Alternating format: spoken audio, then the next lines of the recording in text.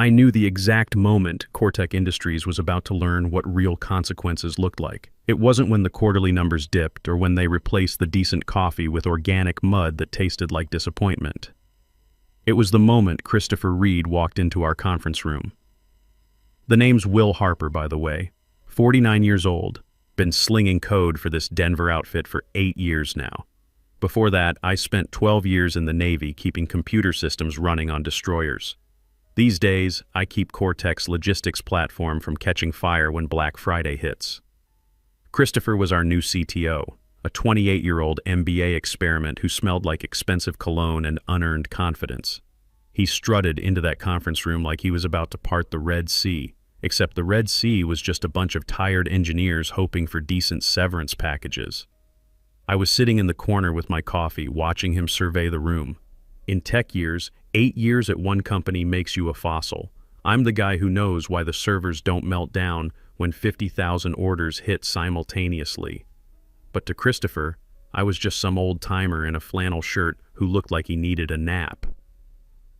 "Listen up, team," Christopher started, clapping his hands together. "I've been reviewing our architecture, and honestly, it's a mess. Legacy garbage holding us back. We're pivoting to a microservices-first, AI-driven ecosystem by Q3. He threw up a slide that looked like a football play drawn by a hyperactive kid. I squinted at it. This genius was proposing to gut the central logic core of our entire logistics platform. That legacy garbage he was talking about, that was Flowmaster. My baby. The code I wrote during the 2020 supply chain nightmare that literally saved this company from bankruptcy. "Excuse me," I said. My voice was rusty, hadn't spoken up in a meeting for months. Heads turned. "That garbage handles 90% of our vendor compliance. You delete that and you're not just pivoting, you're lobotomizing the company." Christopher turned to me with that practiced smile, the kind you perfect listening to TED Talks about disruption. He looked at my gray beard, my Cortec polo that had seen better days, then checked his Apple Watch. "And you are?" he asked, like he didn't know exactly who I was. "Will Harper," I said, keeping it simple. "I built the backbone you're trying to surgically remove." Christopher chuckled. It was a wet, condescending sound. "Right, Will. Look, old-timer, I appreciate what you did back in the day, but we're not running a history museum. We're building the future. Your monolithic code is holding us hostage. We need agility. We need velocity." The words old-timer hung in the air like a bad smell. The other engineers stared at their laptops, terrified. They knew something Christopher didn't. They knew I wasn't technically an employee. But Christopher was too busy admiring his reflection in the whiteboard to do his homework. See, back in 2018, when Cortec was a chaotic startup with more lawsuits than revenue, they couldn't afford my rate. I was a freelance systems architect charging enough to make CFOs weep. So my lawyer, Brian Rodriguez, a shark who operates out of a strip mall but knows contracts better than anyone, came up with a different arrangement. I didn't sign an employment contract. I signed a licensing agreement. I incorporated Fortress Logic LLC and licensed the Flowmaster platform to Cortec. Think of it like Microsoft Office. You don't buy the software, you rent the right to use it. And like any landlord, I kept the keys. Christopher didn't know that. He saw a graying ex-Navy guy with tired eyes and figured I was dead weight from a bygone era. He thought he was firing a rusty cog. He didn't realize he was trying to evict the landlord while still living in the house. "Okay, Christopher," I said, leaning back. The plastic chair creaked. "You're the boss. Agility, velocity. Got it," he smirked, turning back to his meaningless diagram. "We're going to start sunsetting the old modules immediately. HR will be doing some restructuring to align with our new vision. Restructuring, corporate speak for firing people who actually know how things work." I didn't argue. I didn't throw my coffee at him, though the urge was strong. I just sat there watching him pontificate about synergies and bandwidth optimization. When you've been in the trenches this long, you don't panic when the rookie pulls the pin on the grenade. You just check your watch and calculate the blast radius. I looked at my phone. The quarterly licensing payment was due in 4 days. Paragraph 4 of my contract was very specific about what happens when they try to modify or disparage the integrity of the software. And paragraph 6? That was the nuclear option. Christopher wrapped up with a "let's crush it" team and strutted out, probably to drink a kale smoothie and congratulate himself. I stayed seated, finishing my cold coffee. Kevin Morrison, one of the junior devs I'd trained not to delete production databases, looked at me with wide eyes. "Will," he whispered, "are you okay? He's going to cut you." I crushed the styrofoam cup and tossed it in the recycling bin. "Don't worry about me, Kevin. Just do yourself a favor. If you see me walking out with a box later this week, don't help me carry it. Update your resume instead." The freeze-out started immediately. First, the calendar invites stopped coming.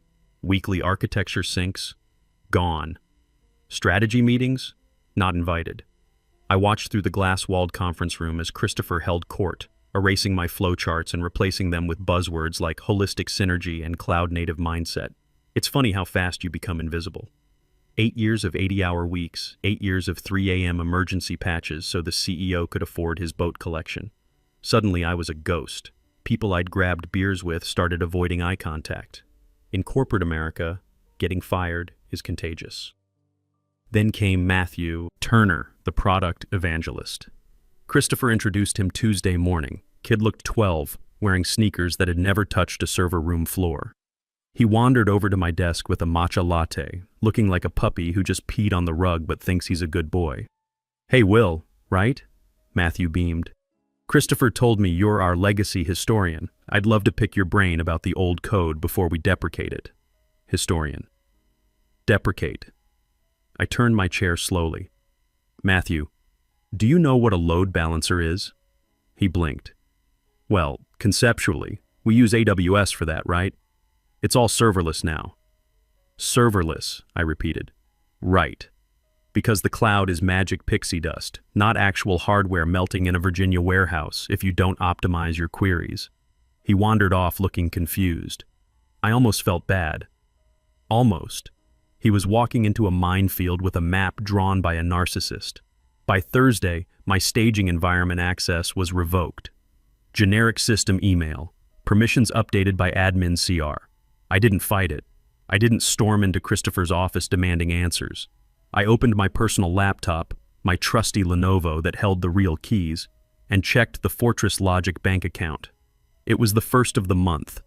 Usually Mark Patterson, the old CFO who understood contracts, had the quarterly payment on autopay.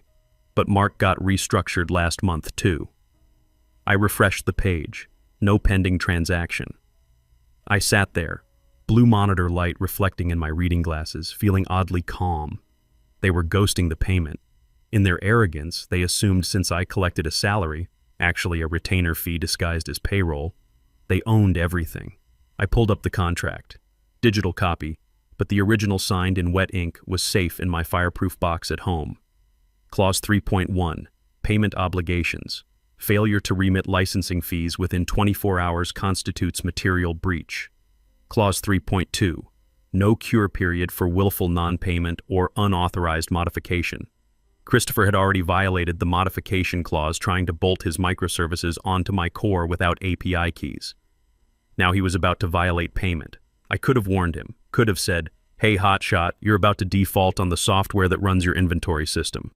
But then I remembered old timer. I remembered how he laughed calling my work legacy garbage, so I let the clock tick. Friday 4 p.m., HR sent a calendar invite. Subject, quick sync. Location, meeting room B, classic Friday firing. Do it end of day so the victim can't cause a scene. Staff has the weekend to forget they existed. I packed light. Few photos, my lucky screwdriver set, a half-dead cactus that somehow survived the office air quality. I wiped my company laptop with military-grade software. Not hiding anything, just professional courtesy. Don't leave fingerprints. I checked the account one last time. Still zero. I grabbed my manila folder from home and headed to the principal's office. Meeting room B was a glass fishbowl, designed so everyone could watch your execution. Christopher leaned against the wall, arms crossed, posing for an imaginary Forbes cover. Michelle Thompson from HR sat at the table looking like she wanted to be anywhere else, possibly dead. "Have a seat, Will," Michelle said softly, her voice like she was talking to a spooked horse. I sat and placed my folder on the table. Christopher eyed it suspiciously, probably thinking it was desperate project charts to save my job. "Will," Christopher started, not letting Michelle do her job. "We've been evaluating team structure, and your skill set doesn't align with Cortex trajectory." Trajectory, I nodded slowly. Like a missile into a mountain. His jaw tightened. We're terminating your employment. Effective immediately. Standard severance, 2 weeks pay. We'll need your badge and laptop. Michelle slid papers across the table. We also need you to sign this NDA and non-disparagement agreement to receive severance. I didn't touch the papers. Just to be clear, you're terminating our professional relationship completely? That's what fired means, old-timer, Christopher snapped. The mask was slipping. He wanted me out, wanted my salary budget to hire 3 more Matthews. Okay. I pulled out my badge, slid it across the table, placed the laptop beside it. I'm no longer an employee. Good, Christopher said, pushing off the wall. Security will escort you out. Wait, I put my hand on the manila folder. We're done with employment. Now we discuss the vendor relationship. Christopher frowned. What are you talking about? I opened the folder.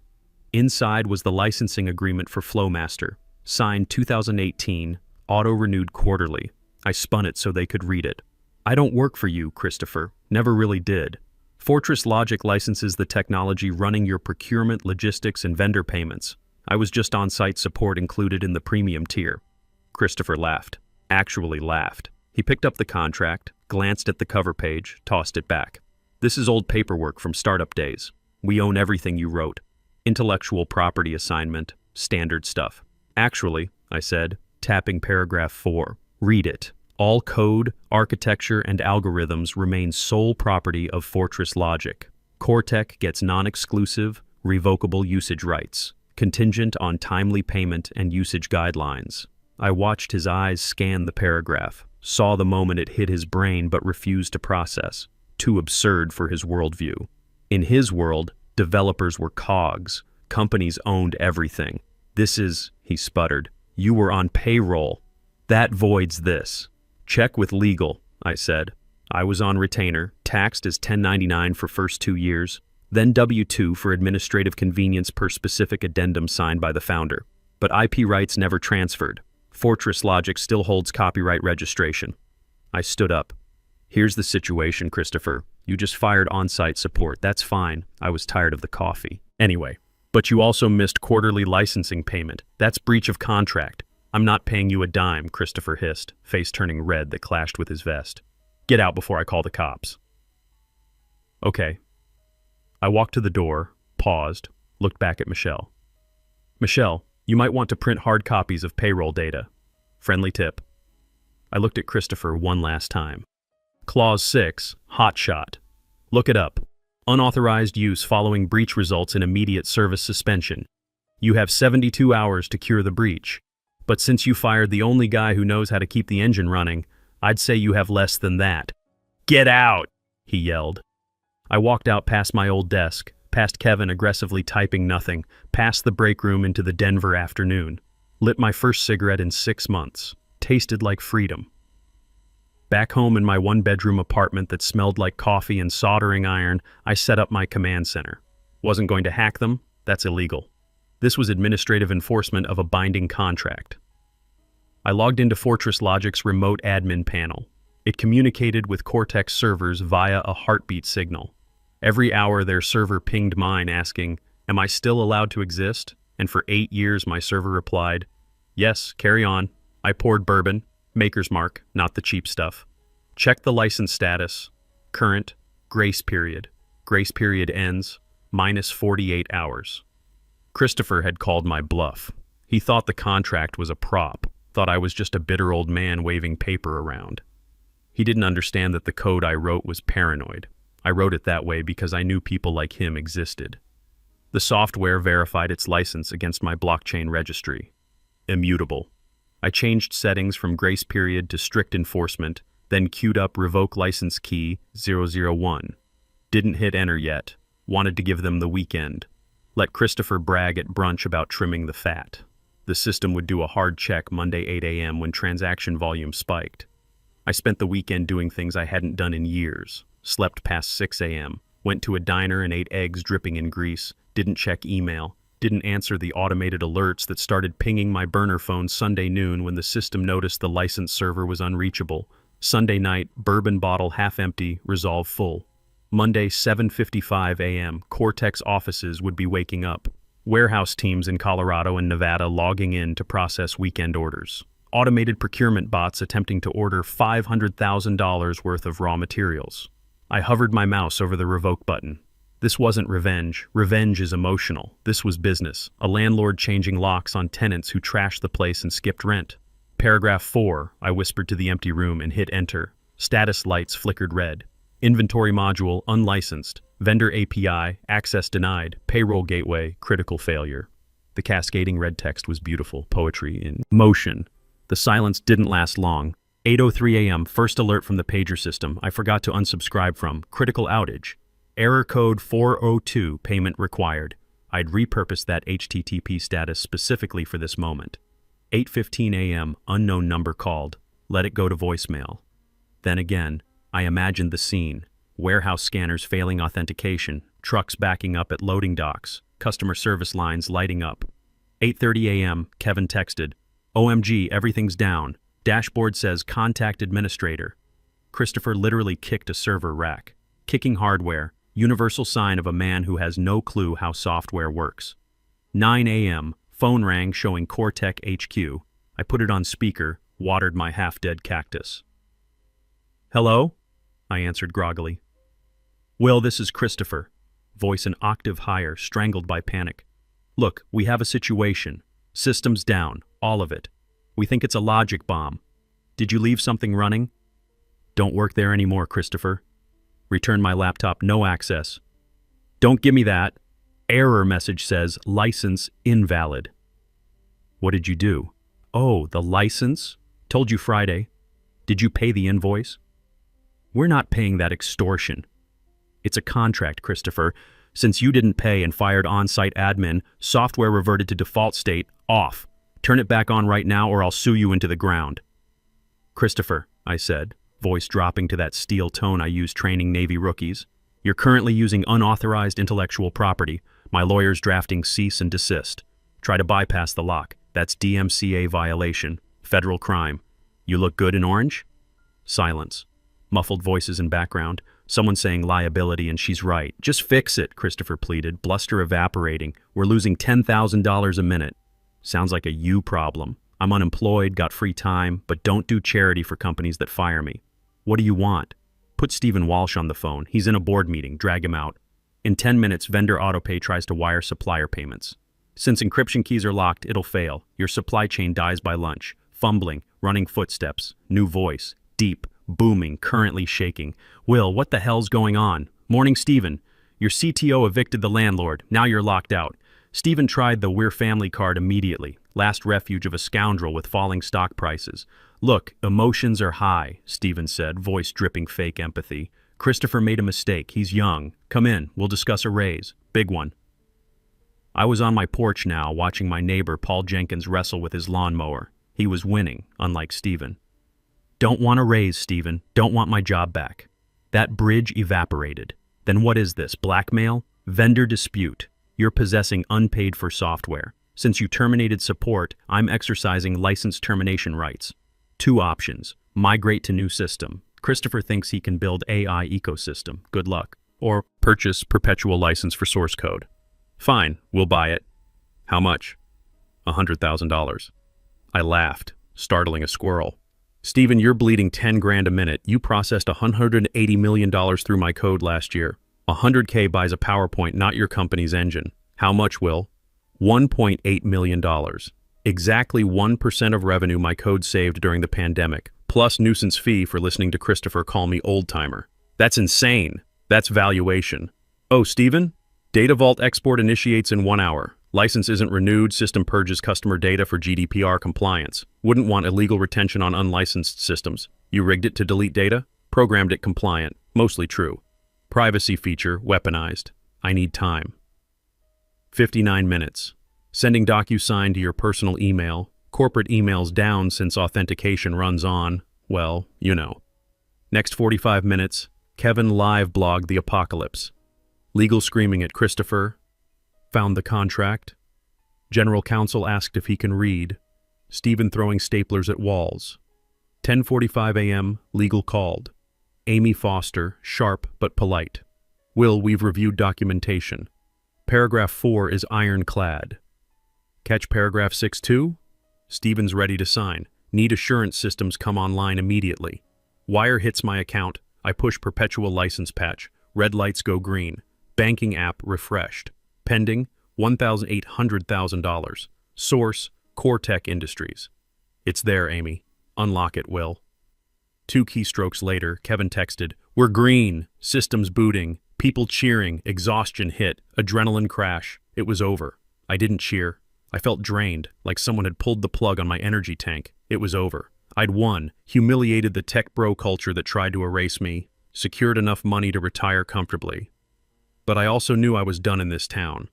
Word spreads fast about developers who hold companies hostage. Fine by me. I poured the cheap bourbon down the sink, grabbed my keys for the good liquor store. But first, one last email to Christopher. Subject, transition handoff. Body, keys are under the mat. Try not to burn the house down. P.S. Legacy garbage just cost you $1.8 million. Respect the code next time, old-timer. 2 weeks later, I was sitting in Summit Systems' lobby. Their director, Daniel Brooks, built like a walrus in a tie, came out grinning. Will, heard you torched CoreTech and sold them the ashes. Just enforced a contract, Daniel. Strictly business. Summit was CoreTech's biggest competitor, the Coke to their Pepsi. They'd been trying to poach me for years. In Daniel's office, he got straight to the point. We're struggling with vendor compliance. Slow, crashes constantly. Heard CoreTech has miracle code that works. Not miracle, I smiled. Graph theory and efficient caching. And yes, I built it. Can you build it for us? Can't give you that code. Sold it, respect contracts. However, I pulled out a new folder. That code's 8 years old, Java Legacy. I've been sketching new architecture, Rust-based, high concurrency. Wouldn't just match CoreTech's speed, would lap them. Daniel's eyes lit up. Timeline? 6 months. Give me a team and total autonomy. No Christophers, no product evangelists, just coders who know what a pointer is. Price? Consulting fee plus equity. Daniel extended his hand. Welcome to Summit, Will. I walked out with a contract that made the $1.8 million look like a tip. Here's the thing about winning. It's not about destroying the other guy. It's about making sure even when they think they've won, they're still losing. CoreTech technically owned my code now. They paid millions for a Honda Civic. I was about to build them a Ferrari across the street. 6 months later, Summit launched Flowmaster Pro. It destroyed the market. Faster, leaner, didn't crash when you looked at it wrong. CoreTech stock dropped 40% first quarter. They were stuck with legacy system maintained by terrified juniors too scared to change one line for fear of locking up the bank accounts again. I heard through Kevin that Christopher eventually quit, pivoted to crypto evangelism. Perfect fit. Another industry where you sell hot air and disappear before anyone realizes the balloon's empty. As for me, I'm sitting in my newly renovated living room. Replaced the thrift store furniture with stuff that doesn't creak when you sit down. Got a 65-inch TV dedicated exclusively to classic Clint Eastwood movies. I'm not exactly happy. Happiness is for people who don't know how sausages are made. But I'm satisfied, balanced. My kids called last week, both finishing college debt-free now, thanks to old dad's retirement fund. My daughter's studying computer science, says she wants to be like her old man. I told her to read the fine print and always own the keys. I still have that manila folder framed above my monitor. Paragraph 4, the paragraph that bought this house. Late nights, I check Summit's system logs, watch commerce flowing through logic gates I designed. Traffic patterns that would make CoreTech weep. Sometimes I think about the women and men like me scattered across corporate America. The invisible architects keeping lights on while the Christophers take credit for the electricity. We built the backbone of the digital world, one line of code at a time. We debug the future while wearing yesterday's flannel shirts. We're the ones who remember when servers were actual physical boxes you could kick, back when that might actually help. We've seen technologies rise and fall, watched programming languages go from revolutionary to legacy to nostalgic. We've trained 1,000 junior developers, most of whom now make more money than us while building on foundations we laid. But here's what the Christophers don't understand. We didn't just write code. We wrote contracts. We read fine print. We learned from Navy discipline that attention to detail isn't just important, it's survival. While they were disrupting and pivoting and optimizing synergies, we were building systems that actually work. The new generation thinks we're dinosaurs, relics from the Stone Age of computing. They see our gray beards and assume we don't understand cloud architecture or microservices. They think legacy means obsolete. They're wrong. Legacy means tested. Legacy means battle-proven. Legacy means it was working long before their frameworks existed and will still be running after their startups fold. Kevin visited last month. Kids doing well, found a job at a healthcare startup where they actually value experience over buzzwords. He asked if I missed the corporate world, missed the politics, the endless meetings about meetings, Christopher's kale smoothies. I laughed. About as much as I miss military rations. But don't you miss building something that mattered? I gestured at my computer setup, 3 monitors showing Summit's traffic analytics. Kevin, I'm building something that matters right now. Difference is, this time I own the blueprint. That evening I opened a good bottle, 18-year Macallan, not the hardware store bourbon. Sat on my porch watching Paul Jenkins finally get his ancient mower running. Took a sip and raised the glass to the Denver skyline, where Cortex building stood dark against the mountains. Here's to legacy code, I said to the empty air, and the old-timers who wrote it. Next time some 28-year-old in designer jeans calls you old-timer or dismisses your work as legacy garbage, don't get mad, don't scream, just make sure you own the keys. And if you have to burn their house down, charge them for the matches. Game over. Checkmate.